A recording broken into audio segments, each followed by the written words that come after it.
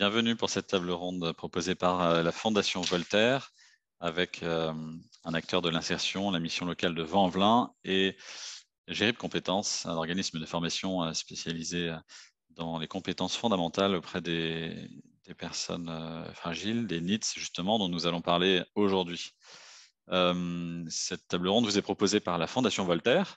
La Fondation Voltaire dont la mission est de promouvoir l'égalité des chances par la maîtrise du français, puisque voilà, vous en conviendrez si vous suivez cette table ronde, le français est un facteur d'intégration socio-professionnelle qui est décisif et qui a un vrai enjeu d'égalité des chances. Tout le monde ne part pas du même pied. La Fondation Voltaire, en deux mots, elle a été créée en 2019 pour amplifier et structurer des actions de mécénat que le projet Voltaire avait déjà entrepris. Et son action, c'est d'abord une action de sensibilisation à l'importance de la maîtrise du français, un peu pour lutter contre le fatalisme et l'indifférence ambiante, mais surtout le fatalisme des gens qui croient que quand le français n'a pas été acquis, que les fautes d'orthographe demeurent, que l'expression est toujours difficile, que le vocabulaire manque et que la syntaxe est bancale, finalement que c'est un boulet qu'ils vont se traîner toute leur vie, alors qu'il est possible de progresser à tout âge. Et donc c'est aussi le message que la Fondation Voltaire veut porter. Et son action est orientée particulièrement vers des publics vulnérables qui sont des personnes sous main de justice, des détenus en cours de réinsertion ou des personnes condamnées à des peines de travail d'intérêt général pour des tiges pédagogiques. Les jeunes des territoires défavorisés dans une démarche de prévention du décrochage scolaire, en particulier avec les associations du collectif Mentorat, les personnes en situation de handicap ou en hospitalisation de longue durée, donc, qui sont plus en décrochage pour raison de santé. On travaille par exemple avec l'école à l'hôpital. Et puis les pays francophones en développement, et en particulier l'Afrique de l'Ouest. Voilà, la Fondation Voltaire contribue à l'action d'acteurs associatifs ou institutionnels, toujours dans une démarche d'intérêt général. Cette table ronde aujourd'hui, nous proposions d'échanger autour de la valeur ajoutée, du rôle du numérique et des conditions de succès dans la réinsertion des NEETs dans notre pays. Et je voulais proposer de commencer cette table ronde par deux chiffres clés qui sont à la fois éloquents et douloureux. Le premier, c'est 17%. C'est le taux de NEETs en France dans la génération des 20-34 ans, c'est-à-dire des jeunes qui ne sont ni en études, ni en formation, ni en emploi. Voilà, sortis de la scolarité et pas encore sur le chemin de l'insertion professionnelle. Et quand on parle des compétences fondamentales et en particulier du niveau d'expression, on constate, et ce sont des chiffres CEREC OCDE, que le risque de devenir NEET, c'est-à-dire ni en formation, ni en études, ni en emploi, est 3 fois plus important pour le tiers des jeunes qui sont le plus en difficulté en littératie. La littératie, c'est la compétence en langue française, la capacité à comprendre, à savoir utiliser une information écrite, à comprendre des consignes dans la vie courante ou dans la vie professionnelle. Et donc, on voit à quel point les compétences fondamentales, numératie également, la logique, la mathématique et la littératie sont décisives pour éviter le décrochage. Deuxième chiffre clé, c'est 21%. 21%, c'est le taux des jeunes qui sont en difficulté de lecture. Et on le sait parce que toute une génération entre 16 et 25 ans passe en journée défense citoyenneté qui mesure les capacités de lecture. Et donc, ça fait un jeune sur 5 dont les compétences en lecture sont médiocres, voire en difficulté, les jeunes sont en difficulté sévère. Et on voit que le déficit de vocabulaire est une des causes principales, une des lacunes principales de ces jeunes qui sont les plus en difficulté. Et donc, pour m'accompagner dans cette table ronde aujourd'hui, j'accueille Coralie Robert de la mission locale de Vaux-en-Velin, qui a une compétence maintenant départementale même dans sa mission. Et puis Philippe Rivy, qui est orthophoniste et puis qui est fondateur et dirigeant de l'organisme de formation Gérib Compétences, qui est spécialisé dans les solutions de remédiation numérique auprès des personnes fragiles et par exemple auprès des bénéficiaires des écoles de la deuxième chance, des EPID, du service militaire adapté ou du service militaire volontaire, par exemple. Et je leur donne la parole dans un instant. Pourquoi cette intervention, en fait? Pourquoi on a voulu vous proposer cette intervention? Parce que la crise sanitaire et le confinement de 2020 ont introduit de manière parfois brutale et urgente justement un questionnement auprès des acteurs de l'insertion et de la formation professionnelle plus généralement et des acteurs de l'éducation, bien sûr. C'est comment on fait pour assurer une continuité pédagogique auprès des publics peu qualifiés qui étaient habitués plutôt à des formats présentiels et qui ont été complètement perdus quand tout a fermé. Il y avait déjà des solutions complémentaires d'apprentissage, alternatives parfois, qui reposent sur des outils numériques. Est-ce qu'ils sont pertinents? Est-ce qu'ils sont efficaces auprès d'apprenants qui ont vraiment un faible niveau, qui sont parfois aussi en situation d'électronisme, qui ont des difficultés avec le numérique? Et est-ce que ça soutient vraiment le travail des formateurs ou des acteurs de l'insertion et de la formation? Il y a beaucoup de choses qui ont été faites auprès des jeunes par ces acteurs-là. Le gouvernement a su aussi impulser, il faut le reconnaître, avec Un jeune, une solution, des démarches qui ont pu sauver quelques personnes, mais on est encore loin du compte. Et c'est d'ailleurs l'objectif du contrat engagement jeune qui va se déployer à partir de mars 2022 pour accompagner 400 000 jeunes. Et ça doit être aussi une occasion pour les acteurs de l'insertion et de la formation de questionner leur pratique, leur accompagnement et ce que le numérique peut apporter pour renforcer les compétences des jeunes qui sont en difficulté et pour leur apporter vraiment les moyens de maîtriser leur destin. Donc cette intervention, finalement, elle réunit un acteur de l'insertion qui est déjà engagé dans la remise à niveau en français, en culture numérique, c'est la mission locale de Vaux-en-Velin, et puis un acteur, Gérib Compétences, qui est un organisme de formation, qui a aussi un dispositif numérique de remédiation et qui travaille avec un certain nombre de structures pour ce public en fragilité. L'objectif de cette table ronde, c'est vraiment d'abord d'écouter ce que vous avez à nous dire. Donc, n'hésitez pas à poser des questions dans la boîte de conversation, la boîte de discussion en priorité. On les prendra volontiers. Et puis, de permettre à l'écosystème à la fois de la formation numérique, qu'on appelle EdTech, et puis aux acteurs de l'insertion et de la formation, de l'accompagnement des jeunes, de faire équipe et de voir justement ce que les uns peuvent apporter aux autres et surtout les conditions de succès pour que le numérique ait une vraie valeur ajoutée auprès de publics qui sont en grande fragilité. Hop là, j'arrête le partage d'écran et je voulais proposer à Coralie, chargée de projet départemental sur les métiers du numérique, de se présenter. Coralie, si tu peux rallumer ton micro, c'est... Alors, bonjour à toutes et à tous. Donc, je suis Coralie Robert, chargée de projet numérique pour les missions locales du Rhône. Donc, pour commencer sur de bonnes bases, on va dire. Pour ceux qui ne connaîtraient pas les missions locales, ce sont des associations qui existent. Ça va faire je crois qu'on est sur l'année des 40 ans, justement. Donc, il y en a dans toute la France et l'objectif, c'est d'accompagner les jeunes dans leur insertion sociale et professionnelle. Donc, les 16-25 ans. Et justement, ces jeunes-là doivent être sortis du système scolaire. Donc, on est en plein dans le public NEET. Donc, on accueille tout type de jeunes. Hein. Ça va des jeunes qui ont arrêté l'école en 3e, 4e à des jeunes qui ont des masters, même si dans les faits, on est quand même plus sur des publics bac, voire même infra-bac. Hein. C'est ce qui fait le gros de nos troupes.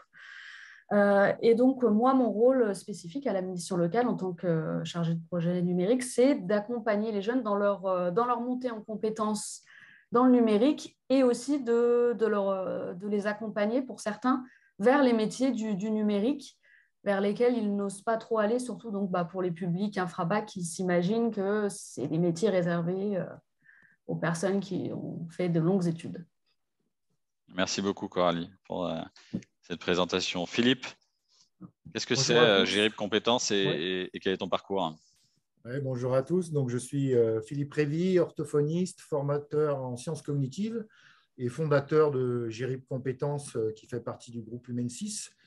Et donc, nous développons déjà depuis une trentaine d'années des solutions numériques pour la remédiation cognitive des troubles d'apprentissage.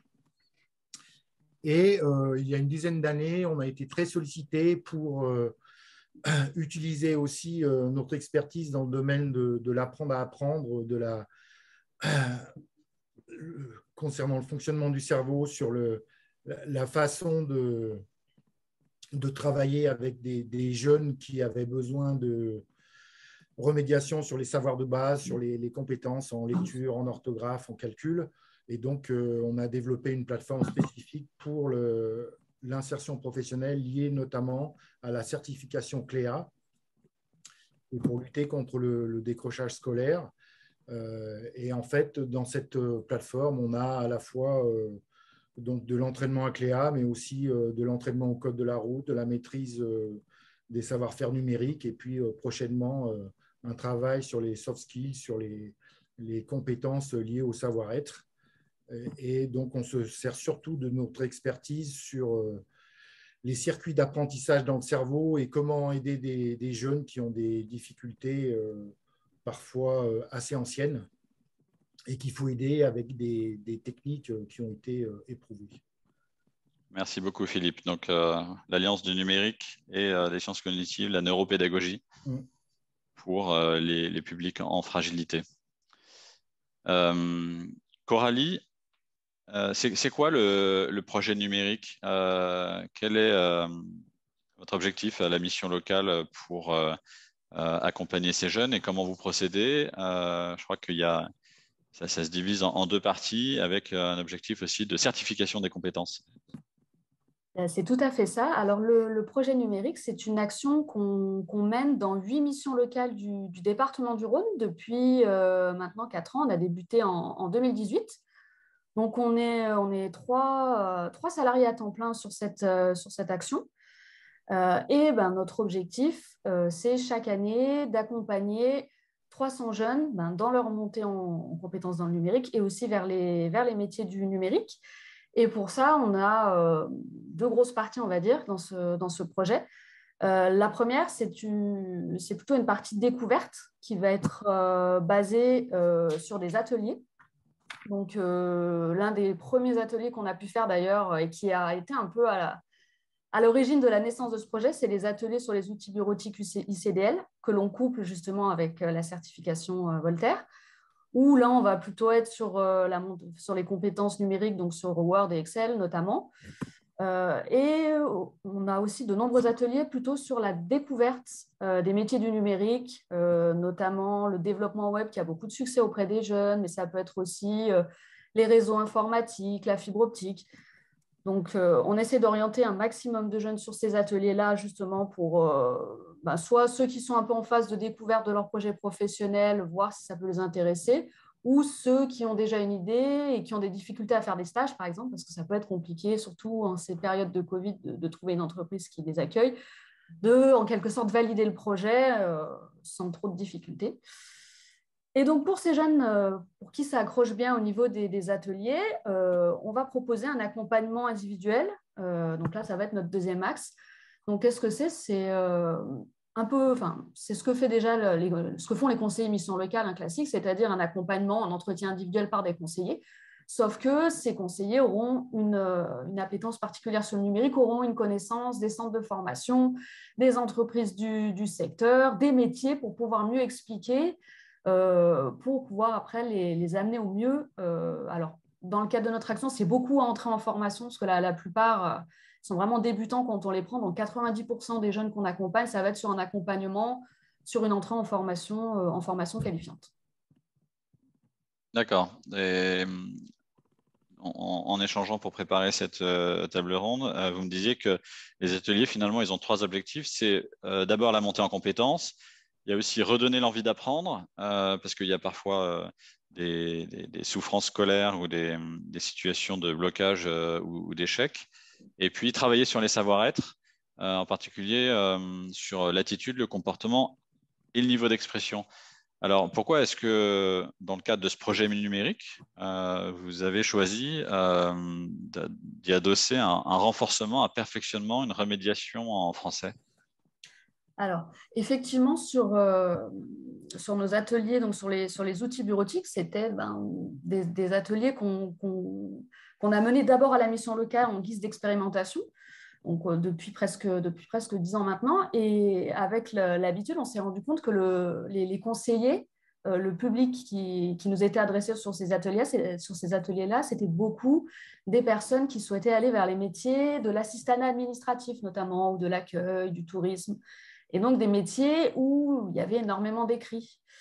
Et on a fait le constat qu'effectivement, c'était bien de leur apprendre à faire un beau document Word avec des belles tabulations, des jolis tableaux, ainsi de suite, mais que si c'était pour faire des comptes rendus de réunion avec 3 fautes d'orthographe à chaque ligne, ainsi de suite, ça n'allait pas forcément les aider dans leur projet, que c'était même la première chose que regardaient les employeurs. Donc, on a entendu parler à ce moment-là de la certification Voltaire et on s'est dit, effectivement, ça pourrait être bien de coupler les deux parce que ça coulait un peu de source, effectivement, dans le cas, par rapport au public qu'on reçoit et à leur projet. C'était vraiment les deux compétences qui étaient nécessaires. Donc, on s'est lancé dans l'expérimentation, effectivement. Donc, ça fait depuis 4 ans maintenant qu'on propose un peu les deux. Et c'est vrai que même si au début, il faut combattre certaines réticences, parce que comme vous l'avez dit, pour certains, c'est un peu le retour des angoisses scolaires, notamment quand je leur dis qu'il y a une dictée au moment du passage de la certification. Bon, pour certains, ça fait remonter un peu de vieux souvenirs, mais pas forcément bon. Mais le fait quand même que ce soit beaucoup sur le fait de l'application mobile, déjà, ça a un petit côté un peu rassurant. Ils se disent, bon, ça les rapproche plus à leur quotidien. Et puis, on essaie de leur dire, mais c'est facile, tu fais ça un peu dans le bus, en attendant, en attendant tes frères et sœurs à l'école, ainsi de suite. Donc, ça les rassure un petit peu sur ce point-là. Et puis, ils sont contents de voir, même si au moment de la certification, on va dire que les résultats sont parfois pas à la hauteur de leurs attentes. Ils voient quand même qu'il y a une évolution, donc c'est toujours bénéfique pour eux. D'accord, donc après les premières réticences, un premier mouvement de recul, finalement, un outil numérique, il s'en empare parce que c'est par petites doses. 15 minutes, 20 minutes, c'est la fréquence qui compte plus que l'intensité. Donc, c'est un mode qui leur convient. Et puis aussi parce que on est dans des situations d'exercice. Qu'est-ce qu'il leur faut si on était dans les ingrédients du succès pour justement la valeur ajoutée d'un outil numérique pour la remédiation en français? Est-ce que ça en fait partie? La courte durée, des exercices simples, des consignes Oui, effectivement, déjà, le fait qu'on leur dise non, pas la peine d'en faire 1 heure par jour, c'est simplement 10 minutes, ça les rassure grandement. Et puis, nous, je dirais aussi, ce qui joue beaucoup, c'est au final l'émulation de groupe. C'est-à-dire qu'ils ont tendance un peu à se comparer. Ah, on est à quel niveau? Moi, j'en suis au 3. Moi, je viens de passer au 4. Donc, ils s'entraident. Ouais, voilà, ils se challengent un peu mutuellement. Et je pense que ça joue beaucoup. Et pour l'avoir proposé parfois à certains jeunes que je suis en individuel qui, pour des raisons XY, ne peuvent pas faire l'atelier, je vois qu'au final, ils y vont moins. Ils vont y aller les premiers jours quand on leur donne le code, mais moins que ceux qui l'ont fait dans le cadre du groupe. Donc, ça joue, je pense que c'est ce qui joue beaucoup. Le fait, comme on l'a dit, que ce soit sur téléphone, que ce soit facilement accessible, c'est bien évidemment un avantage. Après, il y a aussi le rôle du formateur, bien évidemment, parce que donc, ce n'est pas moi qui anime directement ces ateliers, c'est 2 autres de mes collègues, mais ils sont là pour faire des piqûres de rappel un peu. C'est des ateliers qui durent 6 jours.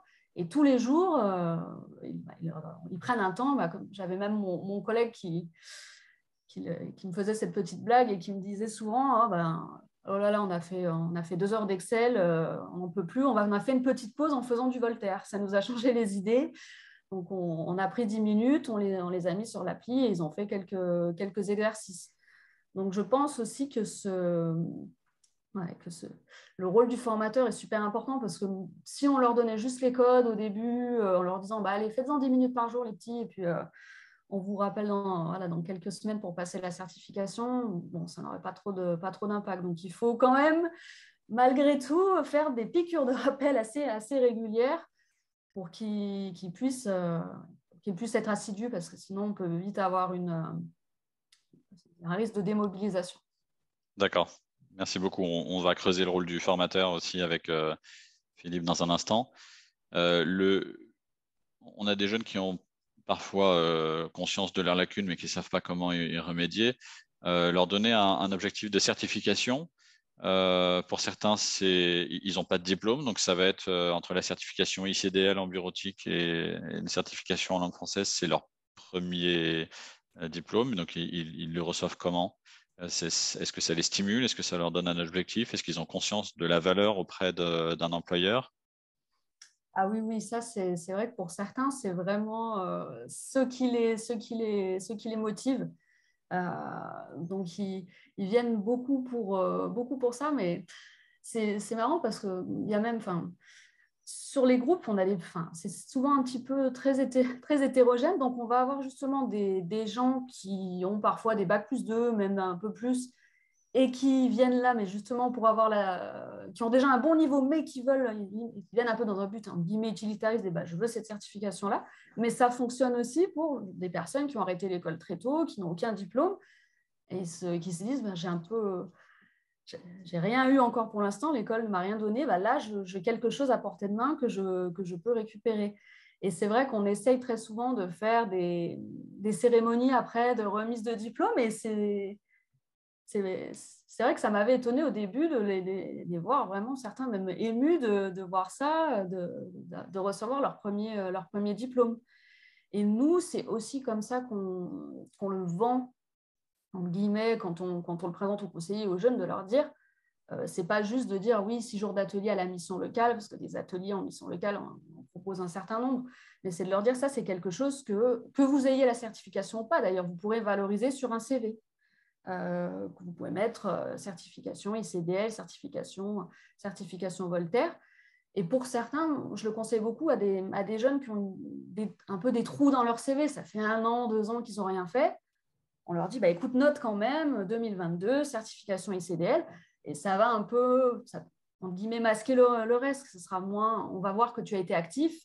Donc, on les incite beaucoup à le valoriser, certification ou pas, mais d'autant plus quand ils ont leur certification, on leur dit de le ramener en entretien, notamment, ou quand ils ont des sélections pour des centres de formation. Et en plus, nous, mes collègues qui sont plutôt sur l'emploi, la mission locale, ils ont fait aussi tout un travail de promotion de ces 2 certifications auprès des potentiels employeurs, notamment auprès de, nous, je vois la mairie de Vaux-en-Velin, ils avaient pris connaissance, donc on faisait passer cette certification, et après, ils nous demandaient même d'envoyer des candidats qui avaient passé cette certification. Donc, les jeunes qui avaient fait ça, ils avaient un avantage sur les autres, et ils étaient un peu prioritaires sur les candidatures. Et donc, quand ils savaient ça, bien évidemment aussi qu'ils étaient valorisés et surtout que ça les motivait à avoir une bonne note parce qu'ils savaient que là, l'employeur, vu qu'il connaissait, il allait demander le document avec la note. Donc, ça les poussait vraiment à être assidus et à valider le diplôme. D'accord.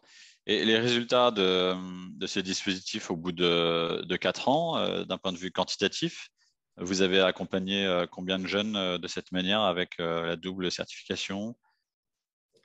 Alors, on est environ entre 50 et 60 jeunes sur la certification ICDL par an. Donc, ça fait à peu près, c'est 20% à peu près de tout ce qu'on accompagne dans le projet numérique. Et on a de très bons taux de retour à l'emploi. On est à peu près sur à peu près 30% de jeunes qui retournent à l'emploi et à peu près aussi 30% de jeunes qui rentrent en formation qualifiante. Donc, on est à un peu plus d'1 sur 2 en situation positive à la fin de leur année d'accompagnement, on va dire. Donc, c'est plutôt des bons de très bons scores dans le milieu de l'insertion. D'accord. Donc 60% presque si on cumule et 40% pour lesquels ce n'est pas forcément immédiat. Exactement. Voilà. Pour certains, il faut un peu creuser encore. D'accord. Merci beaucoup. Merci Coralie pour cette présentation. Philippe, est-ce que les outils numériques, c'est adapté pour des publics fragiles qui parfois, au-delà des applis de réseaux sociaux qui leur sont familières, voilà, une démarche d'apprentissage numérique, même mobile, comment ça marche? Est-ce qu'ils sont autonomes? Qu'est-ce qu'on peut en espérer? Et est-ce que les résultats sont à la hauteur des attentes auprès de publics qui sont vulnérables comme ça? Oui, ça fait beaucoup de questions fondamentales. Je vais essayer d'être synthétique. Donc, effectivement, si les outils numériques sont bien conçus, ils sont très efficaces, surtout pour ces publics-là, je dirais. Pourquoi surtout sur ces publics fragiles? Je parlais tout à l'heure de remédiation cognitive. La cognition, c'est en fait le traitement de l'information par le cerveau. Et en fait, si on connaît bien les mécanismes d'apprentissage, et qu'on sait que le cerveau a une grande plasticité, c'est-à-dire qu'on peut apprendre à tout âge de la vie. Fort de ces constats, on peut mettre en place des évaluations très fines dans différents domaines. Donc, on parlait tout à l'heure de l'importance notamment de la maîtrise du vocabulaire, du lexique, du langage oral, mais aussi il y a d'autres domaines qui sont très importants comme l'attention, comme la mémoire, comme le langage écrit, bien sûr, comme des fonctions exécutives.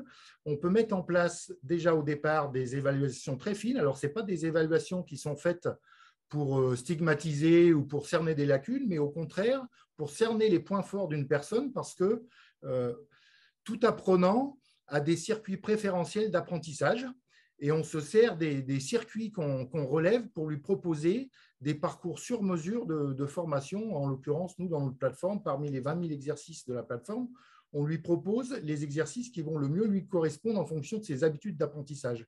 Et ça, c'est un point important et qu'on peut faire qu'avec du numérique parce que à la main, ça serait très compliqué. Et on peut lancer aussi des évaluations individuelles sur des grandes cohortes. Et donc, on a mis en place des partenariats avec des institutionnels de l'insertion professionnelle, comme le service militaire adapté, le service militaire volontaire, les EPIC, les écoles de la deuxième chance. Et ils nous confirment que, en fait, ces plateformes, et on est partenaire aussi du projet Voltaire autour de l'orthographe et puis de la maîtrise du vocabulaire et du lexique, si ces plateformes sont bien conçues, elles permettent de progresser de façon individualisée, mais il faut quand même toujours un accompagnement humain et de la formation hybride tutorée parce que ces publics ont aussi besoin, je vais dire, d'une remise en confiance, d'un accompagnement, d'explications pas à pas, de leur montrer qu'ils sont capables de réussir beaucoup de choses, de travailler avec eux par rapport à un objectif professionnel précis. Et on s'aperçoit que beaucoup viennent dans le numérique, par exemple dans les plateformes, avec un objectif bien précis dans leur tête. Souvent, c'est le code de la route, passer le code et le permis, ou trouver un emploi, se former dans une filière. Souvent, c'est la clé pour faire rentrer ces jeunes dans des dispositifs d'apprentissage parce que souvent, ils passent sinon inaperçus. Et puis, comme ils ont eu des mauvaises expériences souvent de l'école, ils cherchent à masquer leurs difficultés et il faut leur donner un levier et une envie d'entrer en formation à partir d'un objectif qui est aussi souvent tout simplement de trouver un travail. D'accord, donc si j'essaie de résumer ouais. les ingrédients que tu évoques, c'est le numérique peut avoir une pleine valeur ajoutée s'il y a un objectif précis et éventuellement une certification à la clé. Oui. Si on a un tutorat, parce que les publics fragiles, et Coralie le disait il y a un instant, l'autonomie et la persévérance est assez légère, comme pour nous tous, mais encore plus pour des publics vulnérables. Et puis, dans sa conception, l'outil numérique, tu dis, il doit apporter une personnalisation, une individualisation des parcours et s'adapter aux préférences d'apprentissage, donc au profil cognitif finalement des apprenants, et aussi avoir le bon niveau de difficulté pour être pile dans leur niveau à la fois de motivation et de progression. Tout à fait. Et puis, il doit être conçu aussi pour des formateurs et pour des apprenants. L'apprenant, il veut quelque chose qui ne soit pas rébarbatif, où il voit qu'il progresse, qui le stimule, qui soit valorisant pour lui et pas stigmatisant. Et puis, le formateur, il a besoin aussi de se décharger de certaines tâches en consacrant beaucoup de temps à l'humain, à la relation avec l'apprenant. Et il y a des tâches que l'ordinateur fait très bien. Un ordinateur, par exemple, est neutre. Vous pouvez lui présenter 10 fois le même exercice. L'apprenant peut se tromper 10 fois sans jugement de valeur. Il peut réessayer. Et surtout, il peut être adaptatif si l'outil numérique est bien conçu. C'est-à-dire qu'on va lui proposer des niveaux de difficulté qui correspondent exactement au niveau de difficulté de l'apprenant et le faire monter un petit peu en compétence petit à petit. C'est-à-dire que c'est ce qu'on appelle les zones proximales de développement. On peut mettre juste la marche d'après pour progresser. On ne va pas mettre trop haut ni trop bas parce que ça sera trop facile et ça va les motiver. Donc, il faut bien s'adapter au niveau de l'apprenant. Et en ça, les évaluations normées, étalonnées, elles sont très importantes. On en a réalisé donc avec nos partenaires et notamment le service militaire volontaire. On parlait des journées de défense et citoyenneté. C'est vrai qu'on a besoin de calibrer et de voir les circuits préférentiels dans les différents domaines parce qu'après, on va proposer non pas au départ des parcours qui vont cibler les lacunes, mais au contraire cibler les atouts de la personne, ses potentiels, ses points forts. Et petit à petit, après, on va lui proposer d'autres exercices qui permettent de travailler sur des points d'amélioration. Donc, c'est quelque chose d'important, ce niveau d'analyse et de traçage. Et avec l'analyse des datas dans une plateforme, on fait ça très bien parce qu'aujourd'hui, la plateforme Gérée de compétences, on a plusieurs dizaines de milliers d'apprenants au quotidien. Et on traite des données grâce à des algorithmes, comme fait d'ailleurs le projet Voltaire avec l'orthographe. D'accord. Donc, c'est important de s'adapter au mieux sur ces savoirs de base. Et ça a permis de progresser, notamment, on parlait de la certification des premiers diplômes. Le premier diplôme de l'éducation nationale, c'est le certificat de formation générale, qui a un niveau à peu près d'entrée de collège. Et en fait, depuis la mise en place de ces outils numériques, on a au départ fait progresser de 15 points le niveau de réussite qui est passé de 54 à 69% et après qui a encore monté avec la nouvelle plateforme. Mais les plateformes ne sont qu'un outil, c'est-à-dire que le formateur doit toujours être là pour guider l'apprenant, pour le réassurer, pour aussi parler de ses objectifs professionnels, du savoir-être comportemental. Voilà, c'est un outil à disposition des formateurs. D'accord, merci. Bonnie nous posait la question il y a quelques instants. On parlait d'usage mobile aussi dans les apprentissages numériques. Est-ce que les publics NEETs ont facilement accès à des téléphones avec une application? Alors, je crois pouvoir répondre que les taux d'équipement qui sont, en particulier de cette génération, qui sont disponibles dans les outils statistiques nationaux, j'ai plus la source en tête par cœur, mais je vous la redirai, sont très importants. Donc, les taux d'équipement en smartphone qui sont connectés à Internet et en gros, 92-13% des jeunes de cette génération sont équipés d'un smartphone avec des applis, un accès à Internet, etc. La question, c'est plutôt, est-ce qu'ils savent bien s'en servir? Et c'est vrai qu'au-delà de 3-4 applications de divertissement, dès qu'il s'agit de rentrer dans une application d'apprentissage ou même dans des démarches administratives d'inscription, etc., là, on a des vraies difficultés dans l'usage, mais le taux d'équipement n'est pas le sujet.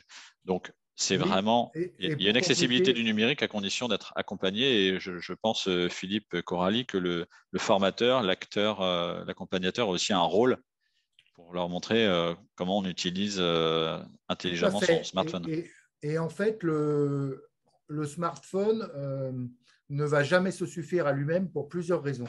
La première, c'est qu'on le voit dans toutes les formations, le fait qu'il y ait une partie aussi en présentiel, il y a une dynamique de groupe, et on le sait dans les études neurosciences, qu'on apprend aussi beaucoup par ses pairs, c'est-à-dire par ses collègues apprenants. Il y a aussi beaucoup d'informations qui passent par ce vecteur, donc c'est aussi stimulant et efficace d'être dans une dynamique de groupe, même si on individualise au maximum les parcours de formation. Le deuxième point sur le smartphone, c'est qu'on s'en sert plutôt de piqûres de rappel parce qu'on connaît bien les mécanismes cognitifs, notamment autour de la mémoire, et qu'il faut faire des rappels en espaçant de plus en plus ces rappels, mais des rappels de quelques minutes et un petit peu ludiques, mais ça va vraiment pas être l'outil autonome complet de formation. Il va servir à activer en fait des fonctions mnésiques, on va dire, à mieux se rappeler. Mais je prends un seul exemple. Par exemple, si on a une phrase à taper ou des exercices de langage écrit à faire, vu la taille de l'écran, vu le clavier virtuel qui se met dessus, il reste vraiment des toutes petites zones et c'est parfois délicat de travailler comme ça. Donc, c'est un outil de plus, mais ce n'est pas un outil de formation à 100% en lui-même. D'accord. Ça accompagne d'autres dispositifs. D'accord, merci pour cette précision. C'est vrai que ils tapent vite hein, quand même. Enfin, les plus de 40 ans ne savent pas taper sur un téléphone, eux aussi. Hein. Oui, oui. Donc, on entend aussi dans ce que tu dis, et ça répond, ça fait écho au propos de Coralie il y a un instant, que l'outil numérique qui permet une très grande personnalisation, une très grande individualisation des parcours, doit s'inscrire idéalement dans une dynamique de groupe pour permettre l'émulation, la motivation, l'entraînement collectif. Et ça aussi, ça permet de mobiliser, d'engager dans le parcours de formation. Le rôle du formateur, Philippe, avec la crise sanitaire, tu étais aussi aux premières loges et tu accompagnes un certain nombre d'acteurs de l'insertion, d'organismes de formation. Tu parlais des écoles de la deuxième chance, des EPID, du service militaire volontaire et puis aussi du service militaire adapté. Donc, la crise sanitaire a été un peu un catalyseur pour transformer les pratiques des acteurs de l'insertion, de la formation. Est-ce que ça a permis justement de créer des nouvelles façons de travailler, des expérimentations? Cyril commentait tout à l'heure nos propos et disait la formation hybride numérique présentiel, c'est une orientation avec une plus-value réelle pour ce type de public. Est-ce que tous les acteurs de l'insertion de la formation en ont pris conscience? Alors justement, cette pandémie a été un déclencheur et un catalyseur.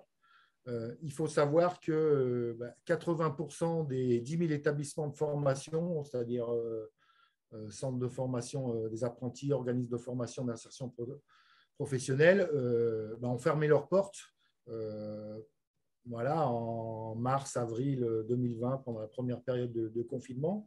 Et on cherchait parfois dans la panique des solutions numériques pour avoir une continuité pédagogique. On l'a vu aussi dans le monde de l'enseignement qu'on connaît bien, puisque UNINSI, c'est un éditeur scolaire aussi. Et dans ce contexte d'urgence et de nécessaire continuité pédagogique, le problème, c'est qu'il n'y avait pas forcément de formation et d'information sur les bonnes pratiques. Et on a parfois pensé que il suffisait à un formateur de se mettre devant une webcam et qu'il allait pouvoir continuer ses cours comme si de rien n'était. Mais en fait,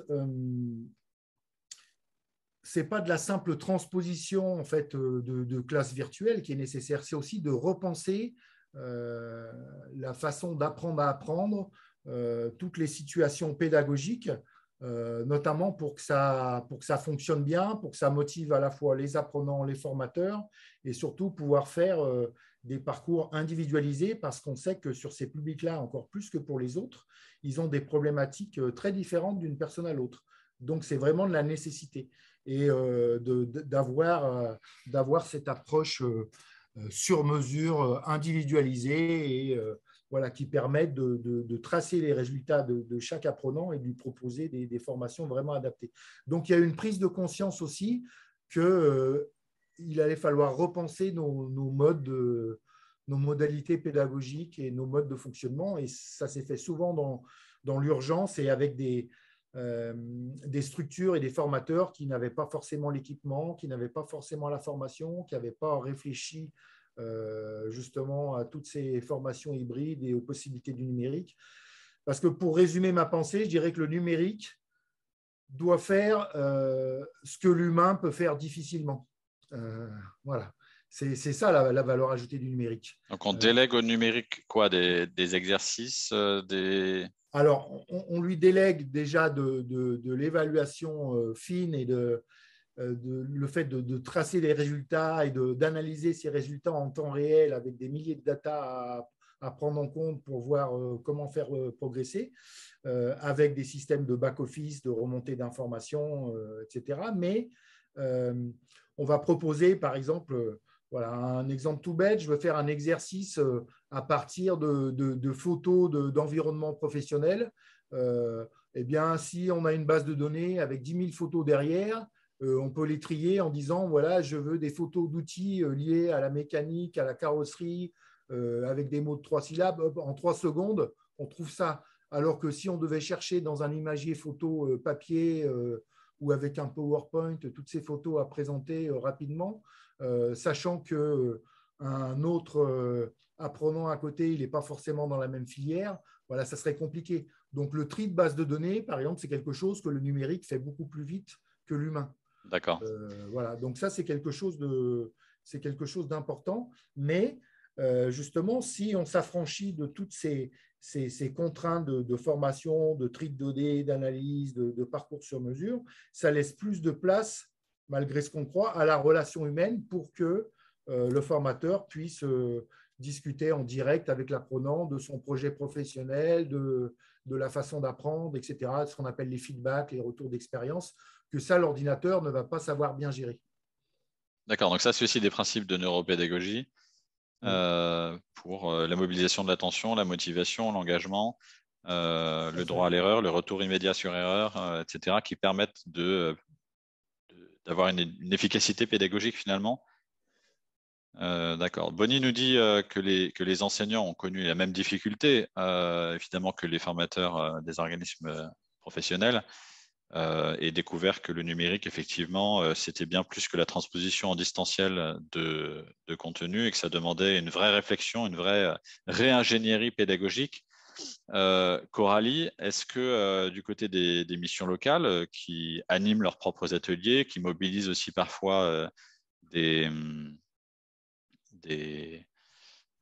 qui délèguent à d'autres organismes, à d'autres intervenants, comment ça s'est passé justement cette réflexion sur la réingénierie pédagogique pour avoir des approches un peu plus hybrides, rechercher l'efficacité pédagogique avec des nouveaux moyens, et après la situation de panique et d'urgence, voilà, ça fait bientôt 2 ans qu'on est dans cette fichue crise sanitaire, comment les choses évoluent désormais? Alors, comme beaucoup, effectivement, ça a été un peu la panique à bord au début. D'autant plus que nous, avec notre étiquette numérique, tout le monde nous a un peu vus comme les sauveurs, mais on n'était pas forcément beaucoup plus avancés. Mais pour en revenir à des choses assez basiques, tout à l'heure, on parlait de l'équipement au niveau du téléphone, par exemple, mais nous, le vrai problème auquel on s'est confronté, c'était plutôt le problème des ordinateurs, notamment sur les ateliers, sur les outils bureautiques. Parce qu'au final, c'est vrai qu'on s'était dit, comme tout le monde, on va prendre un abonnement Zoom et puis on va leur dire de venir et puis voilà, ils vont faire leurs petits exercices de chez eux, mais pas du tout. Alors, entre ceux qui n'avaient pas d'ordinateur, ceux qui avaient un ordinateur, mais toute la famille était dessus parce que c'était le confinement, ceux qui avaient une très mauvaise connexion Internet, ceux qui n'avaient pas de chambre pour s'isoler, qui étaient au milieu des petits frères, des petites sœurs. Donc, ça a été assez folklore déjà. Et puis même des trucs tout bêtes, mais au début, déjà même savoir faire fonctionner les logiciels Zoom aussi, les audio-visio, ou même nous, on est sur Word et Excel. On a pris le parti de faire passer cette certification-là parce que c'est ce qui est le plus utilisé dans les entreprises. Mais Word et Excel, c'est payant. Donc, les jeunes n'avaient pas Word et Excel aussi. Donc, déjà, il y a eu toute une réflexion là-dessus. Et mes collègues ont quand même réussi à faire quelque chose d'un peu presque innovant où on pouvait presque apprendre à passer une certification Word sans Word, mais ça a été un gros travail. Notamment, ils ont beaucoup utilisé la plateforme de Google, j'ai un trou de mémoire, Classroom, voilà.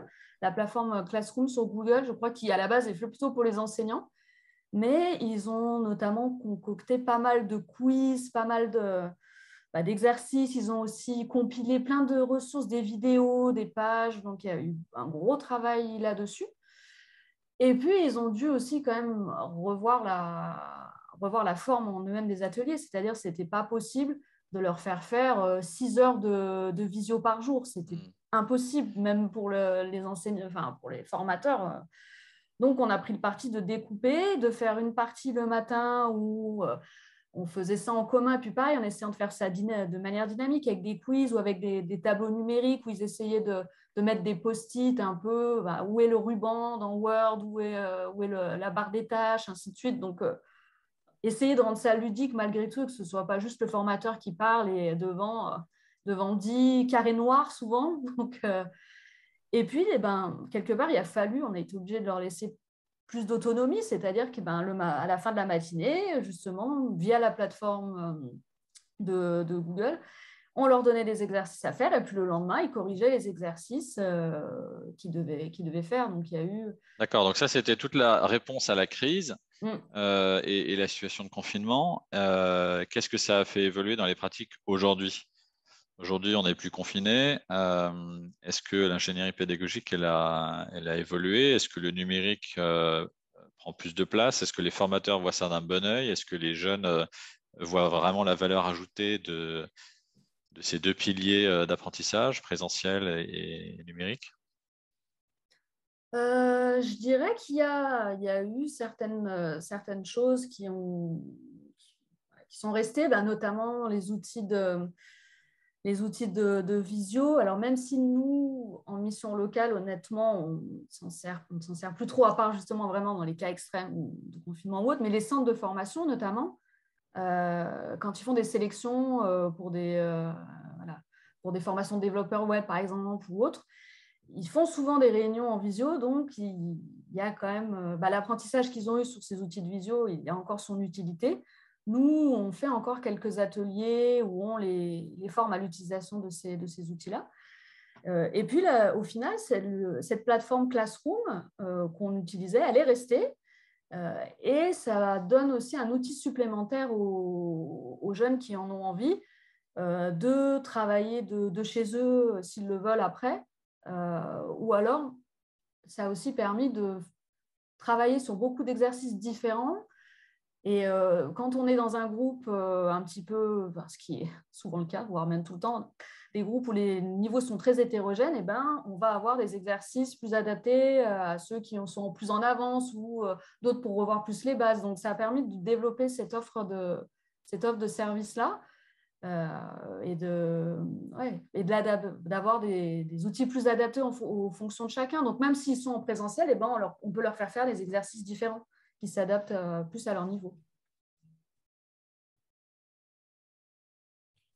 C'est coupé ton micro, Charlie. Effectivement, pardon, j'avais coupé. Il y avait des bruits parasites. Merci Coralie. Il nous reste 6 minutes par rapport au programme qu'on vous avait proposé. Alors, je voudrais qu'on consacre ce temps aux questions que vous pourriez avoir. Les Maïlis, parce que je vois que vous êtes 2 Maïlis. Timothée, je vois que Cyril et Bonnie étaient assez actifs dans la boîte des discussions. Excusez-moi. Oui, allez-y. Je suis désolée, donc je suis Valérie Mérel. J'ai coupé ma caméra pour la bande passante. J'ai un souci technique, je n'ai pas pu accéder à la discussion, je n'ai pas pu envoyer mes messages. Alors, dites-nous la question que vous vouliez poser. Alors, la question était… alors, je suis formatrice, je tiens à le préciser, je suis formatrice moi, j'ai constaté dans ma pratique que la mise en mode projet autour d'un projet collaboratif permettait d'une part la cohésion du groupe et deuxièmement de faire passer les contenus de manière très allégée parce qu'il y a un sens avec le projet qui permet d'adapter les contenus. Donc, ma question était, j'ai formé sur des compétences transverses, je fais passer beaucoup de titres pro. Et par exemple, lorsque je fais passer un titre pro commerce, je démarre par la création d'un commerce virtuel avec le groupe, où justement, je peux passer énormément de contenu numérique. Donc, voilà, ma question était la suivante. Pour les jeunes, pourquoi ne pas enrober ça dans un joli papier cadeau attractif et faire passer les contenus un peu comme un médicament dans un yaourt? À travers les cas pratiques, donc. Tout à fait. Et pour simplement, j'ai écouté M.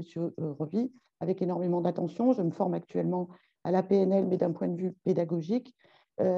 Pourquoi ne pas détecter aussi en amont les points d'entrée cognitifs de chaque stagiaire et ensuite d'adapter les contenus à ça et le projet, pouvoir faire un projet à géométrie variable. Merci pour votre question, Valérie.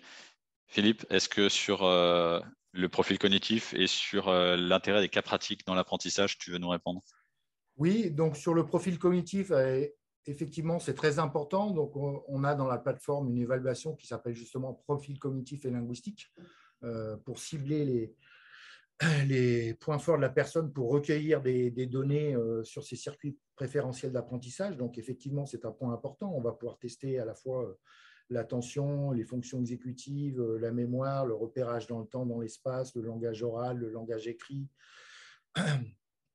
Donc, c'est quelque chose d'important. Ça va permettre après de bien cibler les parcours de formation. Donc, c'est effectivement quelque chose d'assez fondamental. Après, de plus en plus, effectivement, vous avez entièrement raison, on essaye de former en situation de travail, notamment à partir de cas pratiques concrets. Donc, ce qu'on appelle les AFEST. Ce qui est vrai, c'est que de plus en plus, on va vers du travail à partir de blocs de compétences dans certains domaines. Et on le voit, par exemple, dans notre plateforme, on a du français langue étrangère.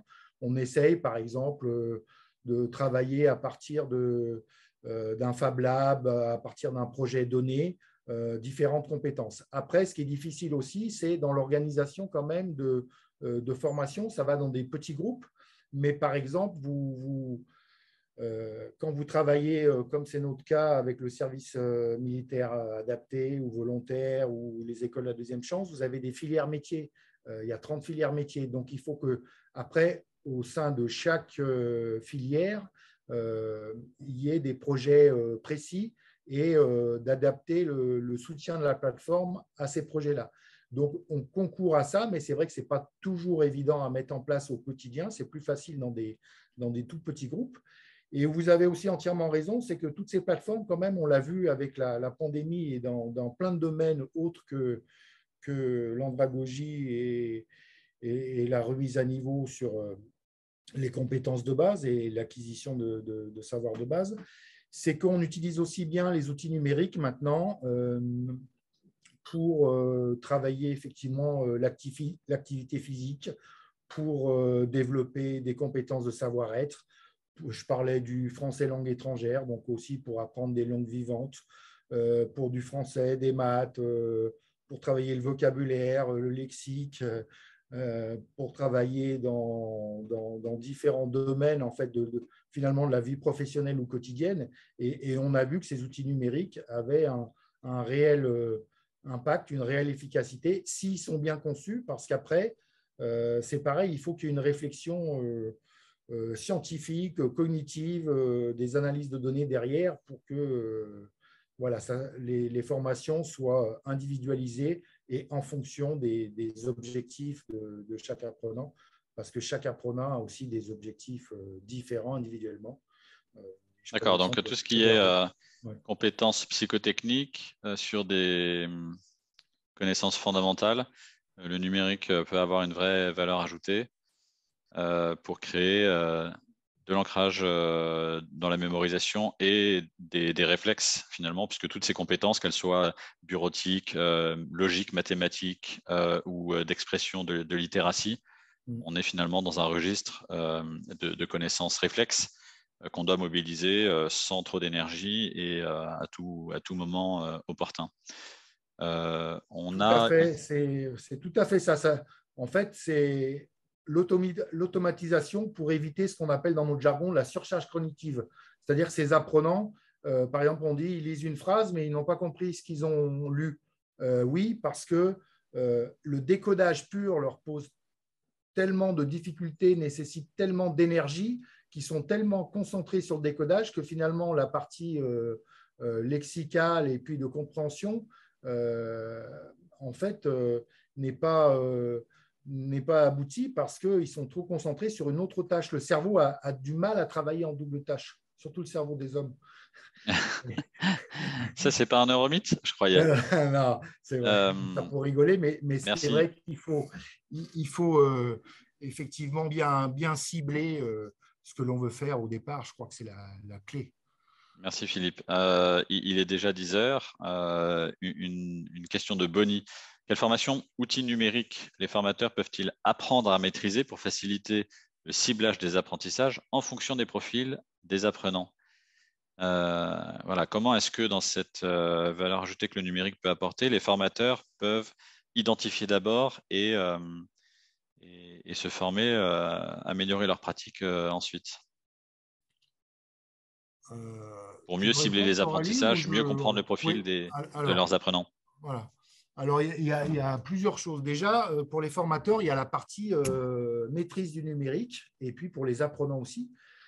Des certifications se sont mises en place, vous avez dû en entendre parler, la certification PIX, le CLEA numérique, mais qui parfois sont encore trop difficiles pour certains jeunes parce qu'elles nécessitent souvent des compétences de base en lecture qu'ils n'ont pas.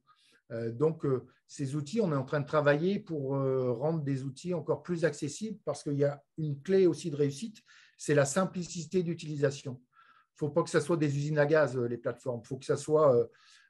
nous, notre credo, c'est que même pour un apprenant non lecteur, il puisse travailler sur l'ordinateur. Ça veut dire simplifier l'ergonomie, les interfaces, mettre des retours sonores s'ils n'ont pas su lire une consigne. Donc ça, c'est un point important. Après, pour la formation de formateurs, nous, on organise parallèlement en fait, aux licences et aux abonnements annuels sur la plateforme des formations de formateurs qui durent 2 heures sur la prise en main.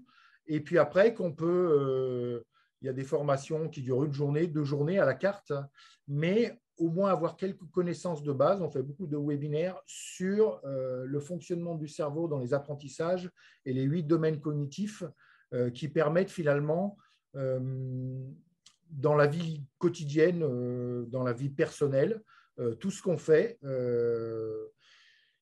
toute situation en fait requiert la stimulation de certains domaines cognitifs.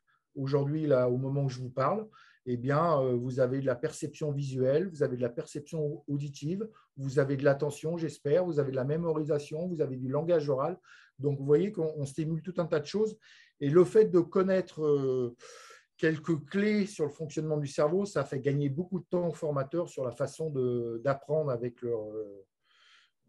leurs apprenants parce que c'est un point maintenant, depuis quelques années, on s'aperçoit que la connaissance du cerveau est une clé d'entrée pour des formations efficaces. D'accord. Merci Philippe. On arrive au terme de cette table ronde. Est-ce que il y avait peut-être une dernière question avant qu'on conclue avec Angélique? Moi, juste une petite chose pour conclure, je dirais que voilà, ça reste un outil numérique, un formidable outil s'il est bien conçu, mais que l'apprentissage passe aussi par l'humain. Et c'est pour ça qu'on croit beaucoup aux formations hybrides, à la fois présentielles, distancielles, avec l'outil numérique, mais aussi avec l'expertise du formateur. Merci beaucoup Philippe. Coralie, le mot de la fin de votre côté avec l'expérience mission locale. Du coup, oui, pour rebondir aussi sur les dernières questions là, concernant le rôle du formateur, est-ce qu'il doit travailler, je dirais, nous aussi, du recul qu'on peut avoir là, depuis 4 ans maintenant, on fait ces ateliers, je dirais que le formateur, il doit avoir être capable de reformuler. Et on se rend, et typiquement sur ce qu'on fait, par exemple, sur la certification bureautique, souvent on se rend compte que quand il y a des mauvaises réponses, c'est pas forcément que le jeune ne maîtrise pas la compétence, c'est souvent qu'il n'a pas compris la question. Et le rôle de mes collègues, c'est souvent des fois de revenir vers eux et de leur dire non, mais de reformuler la phrase avec d'autres mots sans donner la réponse. Bien évidemment, c'est là aussi des fois toute la difficulté. Mais de faire des fois juste ce travail de reformulation, le jeune trouve et valide la bonne réponse. Donc on en revient finalement justement à la maîtrise du français et du vocabulaire parce que c'est ça qui bloque souvent. Voilà, d'accord. Reformulation qui est aussi très utile pour des profils dyslexiques ou qui ont des difficultés ou des différences cognitives par ailleurs. Oui, tout à fait. Merci beaucoup. Merci à tous. Cette session a été enregistrée. Si vous le souhaitez ou si vous souhaitiez en faire bénéficier des proches, des collègues, vous allez recevoir un lien qui vous permettra de le faire. Merci pour votre attention et pour votre participation ce matin. Voilà, les intervenants restent à votre disposition si vous avez des questions plus précises ultérieurement. Et c'était un plaisir pour la Fondation Voltaire de vous accueillir.